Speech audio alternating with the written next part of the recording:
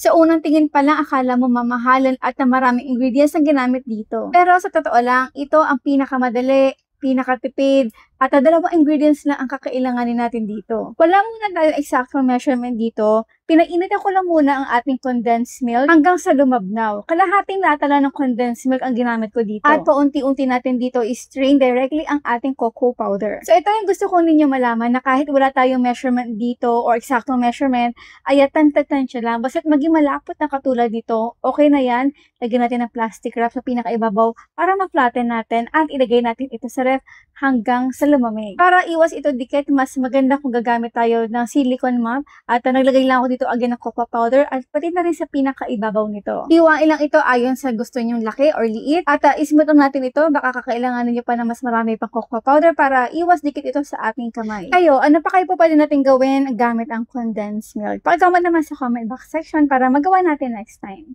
Bye!